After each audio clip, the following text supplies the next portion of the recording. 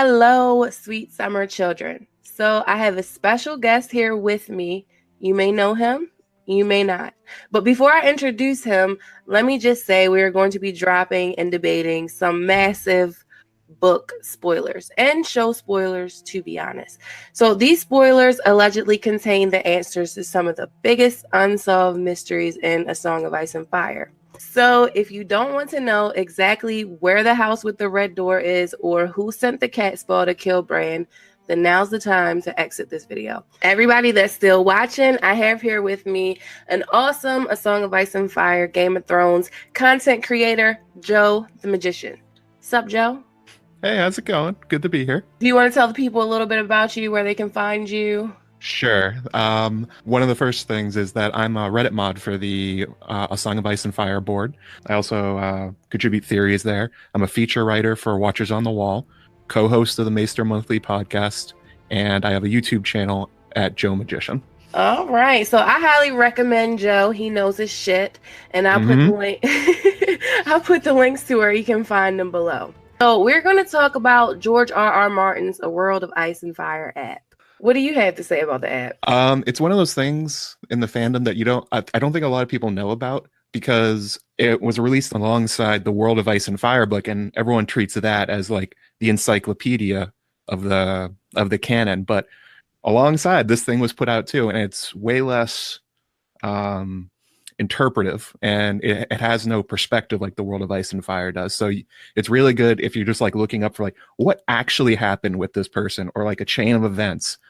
So you don't have to go searching through books or Search of Ice and Fire. You can just look it up in this app, which is a really nice tool. Do you think the app is canon? Yes, he said so. He did say so. He said so multiple times. He thinks it's canon. Yeah, so do any of the inconsistencies bother you? You know what? They don't, because if you look even in the books, there's inconsistencies everywhere. And he sometimes, even in his So Spake Martins, where people ask him questions, or he's in interviews, like, it's not always wrong, but it's like over like 15 years, he's changed details, or he's gone back and retconned something. So if there's an error in there, it doesn't really bother me. In the same way that Renly's eyes changing color doesn't either. Or Bran disappearing from the feast at Winterfell. Like, I actually looked that one up. I was researching this. There's a So Spake Martin on that. Hang on, let me get the quote for this. This is awesome. It says, this is from George. Pam, thanks for your interest in all the kind words about Game of Thrones and the Hedge Knight. As to your question about Bran, well, he is present at the banquet, of course. Jon doesn't mention him, that's true. But of course, there are hundreds of other who are present as well that Jon also fails to mention. It's one of those things where people sometimes make mountains out of molehills. Bran was there, but the A Song of Ice and Fire, Game of Thrones fandom, details matter. What? You're crazy.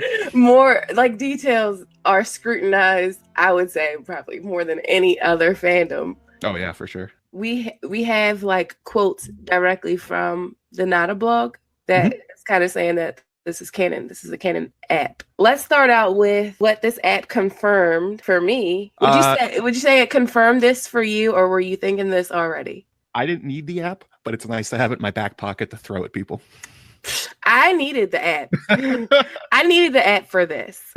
So, who hired the CATSPAW to kill Bran? What does the app say? I'll just read from my Twitter thread where I put everybody on blast. Yeah, you did. So the app says, Bran is found crippled and unconscious. Lady Catelyn nearly goes mad with grief and refuses to leave his side. Joffrey overhears his father saying that if men were stronger, they would give the gift of mercy to Bran. So the prince hires a CATSPAW to kill Bran after the royal party departs Winterfell. It's Joffrey. Fucking Joffrey. It's Joffrey the whole time. Nobody saw it coming. Well, some people did, but well, I think a lot of people did, but I didn't. I was kind of shooketh by it when. So I've had the app. Never ever typed in Joffrey's name. Right? Why would you? Never thought I needed to. So and when you tweeted it, I was like, "What the fuck?" I think you actually responded like, "I don't know about that. Isn't it Littlefinger?" Yeah, I thought it was Littlefinger. So my whole theory was, that it's Littlefinger, and I mean, not physically Littlefinger, like, of course, Okay. he's in King's Landing, but that he had hired somebody just to cause some kind of havoc, and then Bran became a target because he definitely had a person in Winterfell because, you know, somebody had to deliver that looking glass thing with the secret letter underneath of it. So I always thought it was him. And then, you know, because he lied about who it actually belonged to. Mm-hmm. So that made me even think more that it was him. But I do remember that George had said who the CATSPAW answer would be in A Storm of Swords. That's right. I mean, I don't know. I like it. I like some of the other theories, like, man, like that. I don't know. I just hate that it was Joffrey. That actually, you know what? I think that's the strongest reason that people keep coming up with new ideas about this, is that they don't like how it was handled. That it was this kind of like a throwaway in A Storm of Swords where Jaime and Tyrion just sort of say, "Oh, it was Bran." I mean, Yeah. "Oh, it was Joffrey." Whoops. Wow. Yeah. And then Joffrey's already dead. Yeah. Yeah. And it's just like, oh. Well, I mean, when Tyrion gets suspicious, he's not dead. But I think when Jaime confirms that he's dead. Yeah. Something like that. And the thing with Littlefinger, I actually used to like that idea a lot because it makes a lot of sense for all the reasons you're talking about. Like, why is he lying about this dagger? Blah, blah, blah. Well, not blah, blah, blah. Sorry. But not to go back over it. Yeah. But it makes sense when you think back about George went in and put in extra details about how much Joffrey wanted Robert's approval and never could because he was too cruel. There's the famous line where Joffrey killed a kitchen cat that was pregnant, opened it up, and then showed the dead cat with its kittens inside to Robert, and Robert backhands him for it. Yeah. But that just kind of shows the relationship that Joffrey is constantly going for Robert's attention, can't get it because he's a psychopath, but he never figures out how to get it correctly again because he's a psychopath. It's like this weird bad cycle. He's a moron. Like if his father was pissed off that he killed a cat or plucked kittens from a cat, what did he think his dad was going to be about a human? I think he thought he was. Joffrey clearly thought he was being strong and following what he heard his father said. But of course, Joffrey is forgetting that Robert said that when he was really drunk. Yeah. But, you know, for the same reason he never could please Robert, it's the same reason he thinks that's a good idea. He's crazy in the head. Well, Joffrey is the CATSPAW. It's confirmed. Mm-hmm. And won't hear any more theories from me about who sent the CATSPAW. Oh, we'll still hear them. The Mance one's still going strong. The Mance one is good, though. The bag of silver, right? the bag of silver, like it kind of it. But could Mance really have gotten? Do you really think he was in Winterfell? I mean, he told Jon he was, but do you really think he made it to Winterfell? Oh, for sure. But George decided that in a later book. He wasn't there at the beginning. Neither was Bran. Yeah, he retconned all those things back.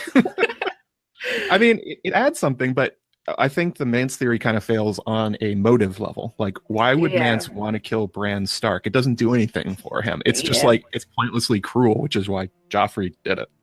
And Mance doesn't really fit his character.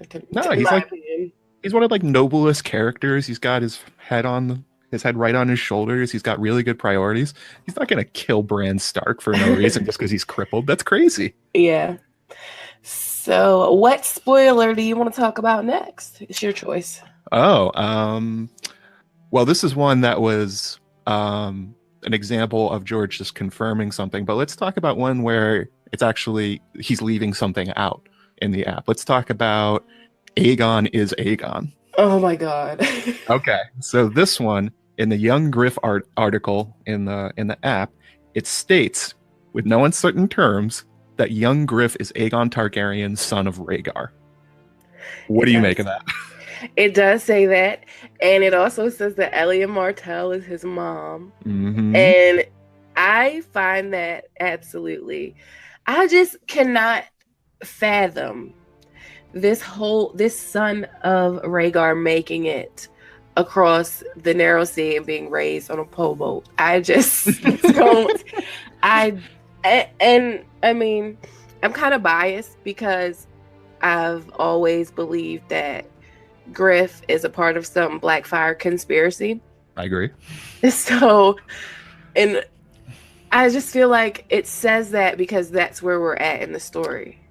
I think that's exactly what's going on. Is when you're looking through the app, there's some things where it's confirmed because the mysteries are over. Like the mystery of Bran and the CATSPAW was over in A Storm of Swords, but this one's still ongoing. We have Tyrion in A Dance with Dragons who thinks young Griff is not Aegon, but that's not proof. It's still something to be revealed. And so I think in the app that information is held back because he's still working with it.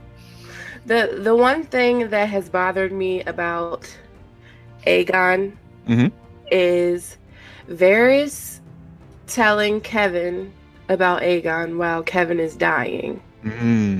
That fucking quote has plagued my life because I want to think that he told him that because there could be people listening or something. He's trying to be safe, but I feel like he has no reason to lie to a dying person. I think that's a good point, but there are other people in the room. The little birds. The little birds, but aren't their tongues cut out? We see from Wex up with Wyman Manderley in A Dance with Dragons that you can get information from somebody who's had their tongue cut out. You can have them point yes or no, or they can write stuff down. I mean, these kids are going to grow up someday, aren't they? Well, look, I fucking appreciate that because I don't have to worry about that quote. Thanks for giving me a way out. There you go. That's how you can do it. And there's also a crazy tinfoil way out that when we see with Arya when she puts on the ugly girl's face in Bravos, she actually starts absorbing the girl's memories in a very bizarre scene. So true. There's a possibility because of the fantasy aspect of A Song of Ice and Fire that Kevin knowing the truth could somehow come back to bite Varys, although it's debatable whether Varys knows that. But George would. And Varys seems to know his shit. He seems to be the real player of the Game of Thrones. That's true. He's making stuff happen. Littlefinger's just kind of like sowing chaos. Varys has a plan. Yeah. So right now the app says that Aegon is the son of Rhaegar and Elia, and his alias is Young Griff, but we don't think that that's a confirmation. We just think that that's where the story is right now. I think that's exactly what's going on. Anything that is that could be an ongoing mystery, I wouldn't take the app's word for it. All right. So the next spoiler. Let's see. Where should we go? Your choice. All right. Why don't you tell me where the house with the red door is? Oh God. my brains are starting to hurt.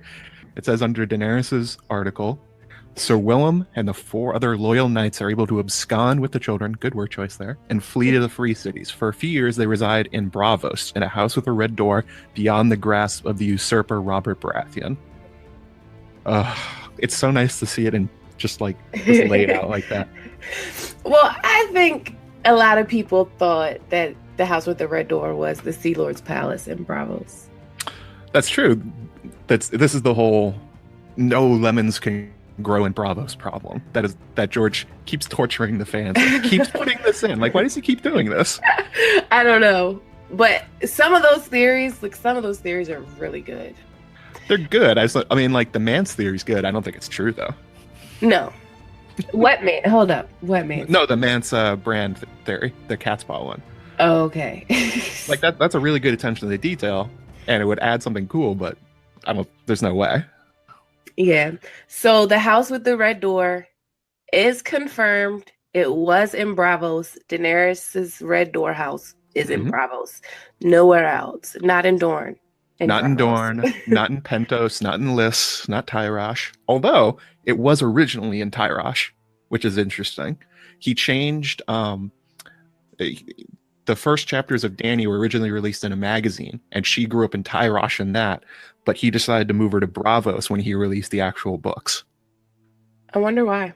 I think the reason was that he wanted Bravos to be a more important part of the story. Bravos. So he wanted Dany to be aware of it, I guess. I'm not sure. Bravos is fucking awesome. Bravos is awesome. Tyrosh is kind of like just a bunch of guys with weird mustaches. Snail dye. Snail secretion dye. Sure. Yeah, that's how they do it. but like Bravos chapters that take place in Bravos, it feels like a freaking real place that you can. I mean, a lot of stuff does, but to me, Bravos feels like a fucking full place. I could just go on Expedia and get a ticket and go there. Would you go live in Bravos? I would. All right. I think there's a little too much rain for me. It's very Seattle.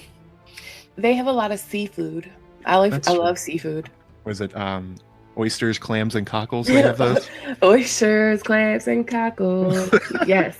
I will never forget that. I think the interesting thing about the lemon tree part of this whole theory is that this is a question that George raises. People aren't wrong for wondering what it means. Yeah. Like, normally lemon trees grow in very warm climates, and Bravos is decidedly not. It's at the same level as, like, where is it?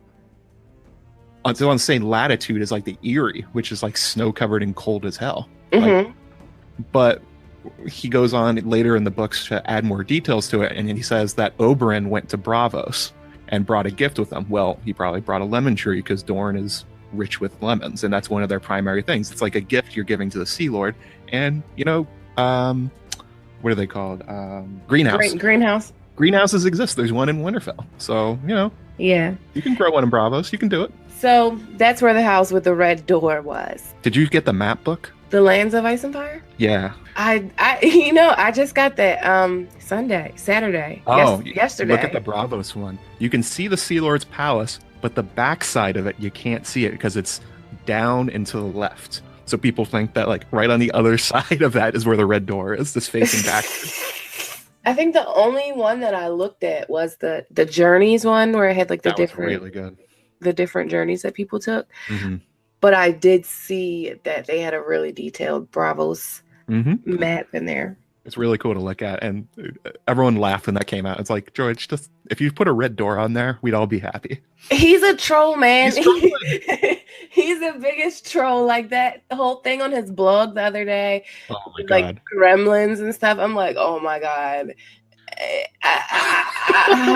like, why are you doing this to us? He likes to have fun. He trolls us. He's trolling us with a lot of these little mysteries. Yeah, I like those kind of trolls, but like gremlin fingers and the dragon has 3 heads. Come on, that's a little much.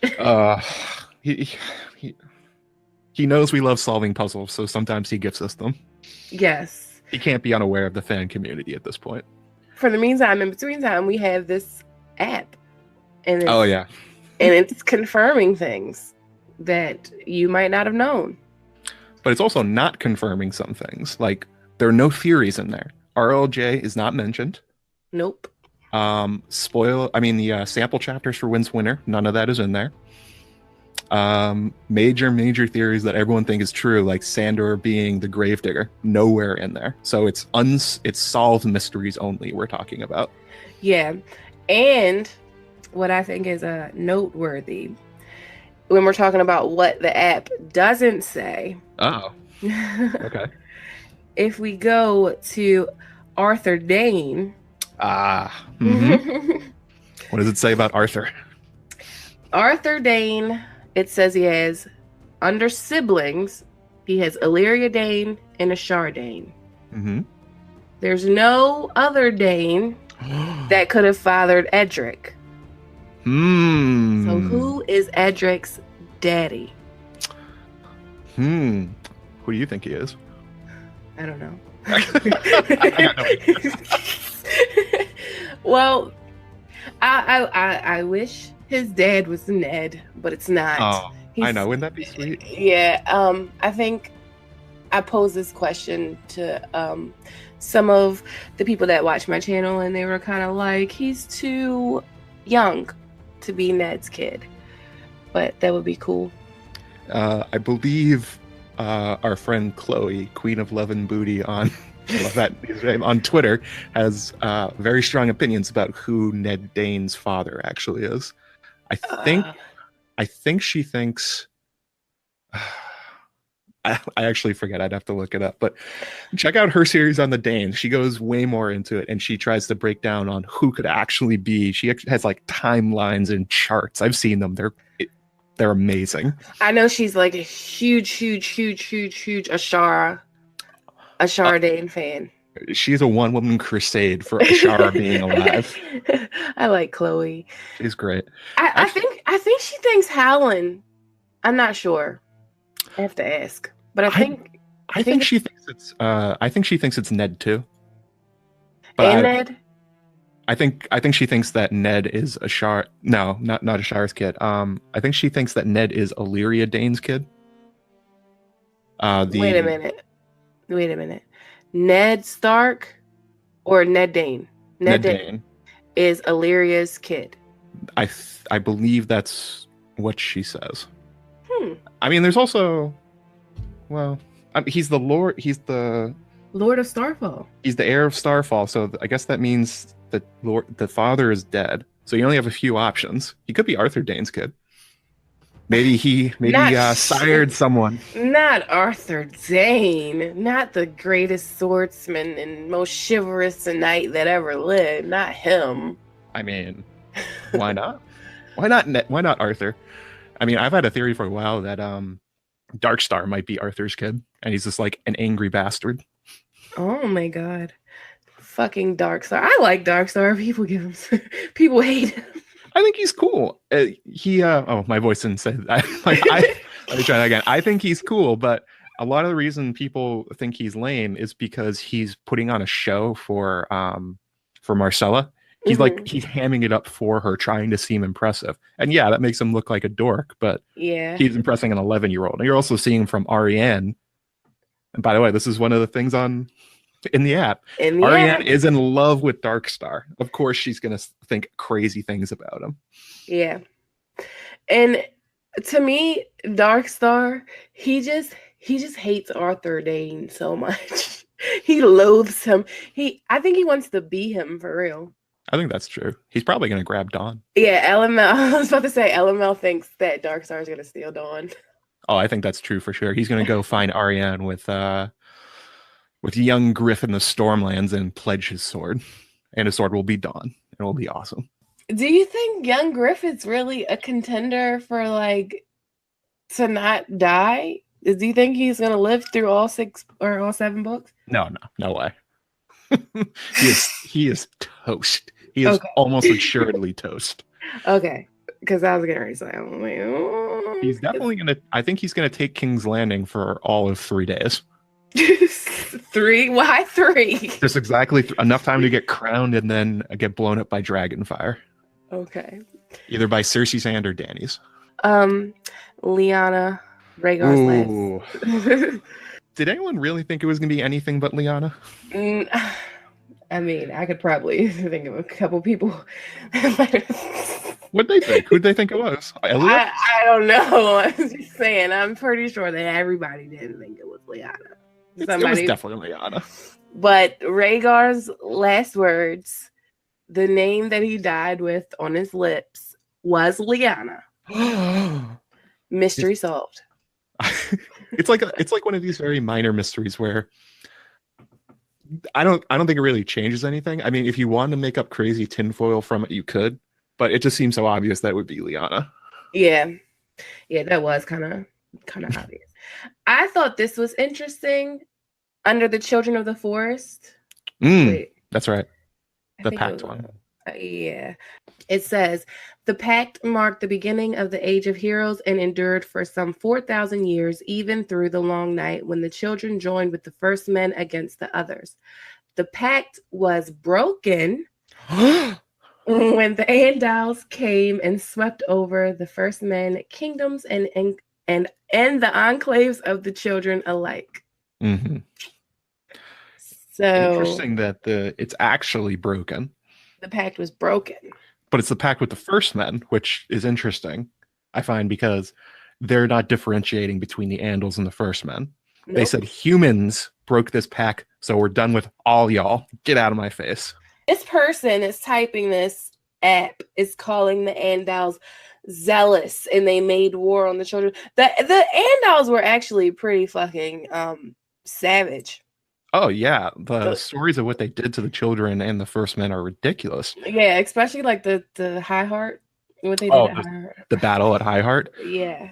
Oh my god, that's one of those things I wish we could see in one of the spin-off series where an Andal king lays siege to High Heart, and the children in the First Men attack back, and like all the animals of the forest come up and attack the Andals too, and they lose, which is just incredible. Yeah. Iron swords, I guess, beat animals and First Men and children. I don't know. Maybe they had some kind of blood magic with them. I don't know. Tinfoil. Oh my god. And then what was the other one that we wanted to? Let's see here. Oh, Joffrey's murder. That's confirmed, isn't it? Yep. It's Marjorie. I mean, it was I'm sorry, it was Olenna. But there's a lot of people that think that maybe Garland Tyrell did it, or that Littlefinger actually did the poisoning himself. There's been a Preston Jacobs theory about how they poison the dessert, or the pigeon pie, or like I forget exactly the details of it. But people have started questioning whether or not Olenna actually did. And right here in the app, it says, and in the exact reasoning. But in truth, Olenna Tyrell, the Queen of Thorns, is the guilty party who poisoned Joffrey with Littlefinger's aid to save her granddaughter Marjorie from the match. It's over. Get out of here. Confirmed. Confirmed by the app. So this is about Bloodraven. And I thought this quote was really, really interesting. It kind of piqued my interest. On the wall, Brennan Rivers becomes Lord Commander of the Night's Watch, but eventually he absconds to the lands beyond the wall and joins the Children of the Forest, who hail him as the last of the Greenseers. There, merging with a great weirwood, his body slowly withers as his lifespan draws out, and he watches the world around him with 1,000 eyes in one, through the eyes of the ravens and weirwoods throughout the realm, and awaits the birth of Bran Stark, another Greenseer who will be needed in a time when the fate of the world and all who live in it are in danger. So when I read this quote, I felt like Bloodraven was watching Bran like they say he's awaiting for his birth and he's gonna be needed in a great time. I feel like Bran is a Azor Ahai. Ooh, hot take. Confirmed. It's like, no, but I do kind of feel like I don't know. I'm looking at Bran a little sideways now. You think he's the prince that was promised? I mean, it's a Bloodraven. It's true. He is called the Prince of Winterfell quite a lot. I would say he's called a prince more than Jon is. I don't think Jon's ever calls the prince. No, and technically he wasn't. When Jon was born, Jon was a king. He wasn't a prince because everyone was dead. So he's born and he's king, and that's why he has the King's Guard with him at the Tower of Joy. So interesting. I didn't know he was waiting for Bran to be born. I thought when he said that to Bran in the cave that he was this like trying to show off. But the fact that he actually was waiting for Bran in particular shows that Bloodraven has a really strong command over his future sight. If he knew Bran was coming and he's waiting for him in particular, I mean,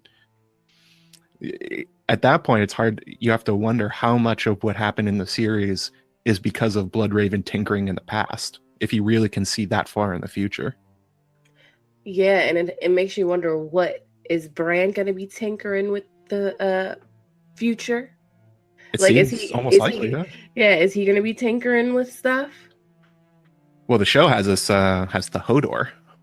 Oh yeah, and see, my whole thing was like the show didn't do Bloodraven like that. That's a gripe that I have. Me too. Because I think Bloodraven is such an awesome character, and he's just kind of like, I don't know, just this old guy in a tree, and they don't really go into anything with Bloodraven. And when they kind of made this, when they said that they were going to just do 8 seasons and we were going to get shorter seasons and all that stuff, and like they don't have enough material. Are you serious? How don't you have enough material? You're not using the material, but you have enough. I just, that I don't even want to go on a tangent. I really love Bloodraven as a character and what he represents. Like they've really toned down the fantasy elements. Like some of them they've turned up, like the Viserion white thing, but like they've made it so that only Jon and Bran are wargs, I think. They took back almost all the others, or they never mentioned it. Bloodraven's history with Bitter Steel and Daemon Blackfire and Shiera Steestar, and the connections possibly between Bloodraven and Shiera and Melisandre. Like, these are all really cool things, but I understand why they got cut, because they don't move the plot towards the ending. Right. This is really good backstory, and I find it fascinating. But if you're trying to get to the point where we are now ending the show, going on a Bloodraven tangent for like a few episodes is probably not the best way. True. Another really interesting thing from the app was this. When Bran Stark looks into the past through the eyes of the Heart Tree in Winterfell, he witnesses a first man priestess sacrificing a man, spilling his blood so that it watered the weirwood, showing that blood sacrifice was once an aspect of the first man worship of the old gods. The watering. Watering the trees with blood. I mean, like, how often they have to be watered? Like, what are we talking about? How often they ripping open throats in front of a heart tree? It's been a while. It's been quite a while. I find that such a fascinating way of saying it. Look, it's kind of in the text a little bit, in that Bran, when he's watching that happen, he tastes it. Yeah, he does. And he tastes it like nutrition, and it's really odd. He doesn't think it tastes bad. And I always kind of wondered about that. I'm like, oh, is that how the tree's interpreting it? It makes sense when you think back on it, though. Yeah, but, maybe that's why the freaking White Walkers are back now, because they stopped, like, the blood sacrifice. Like, I think the only place they do that to the old gods right now is Skaggles. Like, do they do that beyond the wall? They do at White Tree Village, because when Jon goes there with the ranging party, they find skulls. They find whole bodies, and that tree is enormous. It dwarfs the Winterfell heart tree, and they throw just bodies in its mouth, which is outrageous. Oh yeah, that's huge. Can you imagine how big that has to be to throw a body in? I need to reread Clash of Kings. Oh my god! Well, coincidentally, you can just watch my Weirwood video on YouTube. I go over that one a lot. It comes up just because it's so strange. Oh, you know what? It said that Bran found the last enclave of the Children of the Forest. Does it really? That's the last one. That's the last one. So, wow. Is there none on the Isle of Faces? I remember them saying there are the Order of the Green Men there. Mm-hmm. And Howland was there for a year. We haven't heard from him, so maybe he met some children there. I mean, I just figured that there were more. That's crazy. That's the last one. I mean, there's the cave in the Rainwood that Arianne goes into in the sample chapter. That's well, it can't be the last one, because the ghost of Highheart's still running around, and she's almost certainly a child of the forest. She's been alive since Aegon the Fifth. She has to be. Yeah, and she basically says that she is. Mm-hmm. Well, she doesn't, but the story does. Yeah, the story does, because she's definitely Jenny of Oldstone's. Her mom. Yeah. Or what? relative. What? Wait a minute. What? No, she's her mom, isn't she? She has Tom of Seven Streams sing Jenny's song and makes her cry. Yeah, but I thought they were like just good friends. But you think that was her mom? I think Quinn thinks that too, that they were related. I could believe they're related. I mean, if it seems for some reason there's a very strong push to get Northmen blood into the Targaryens around the time of Bloodraven. I'm not sure why he's doing it, but since he's waiting for Bran, maybe he thought, I need to make sure that we get the Blackwoods and the blood of the first men into my family. Does Bran have Blackwood blood? Bran doesn't have that, does he? He does, but it's way far back. It's further back than Aegon. Bran has always given me question and pause, because he doesn't have those greenseer traits. No, he doesn't. He doesn't. You know what color his eyes are? Blue. Blue. That's not one of the ones mentioned. Yeah, but Jojen has, and Jojen's dreams that he gets are just like the Ghost of Highheart's dreams. Like the way she describes things, exactly. a shadow butchering a golden stag. When Jojen dreams, he sees the water coming to Winterfell. You know what I mean? It's like symbolic. Yeah, like they dream the same way. And he has green eyes and she has red eyes. So it's very strange though that Bran has no markings of the green seers that we're told. Like the only thing he has is Summer, which was gifted to him. Yep. And have you noticed that the direwolves have the markings of the children? They do, especially Ghost. Ghost has red eyes, Shaggy Dog has green eyes, and the other ones have gold eyes.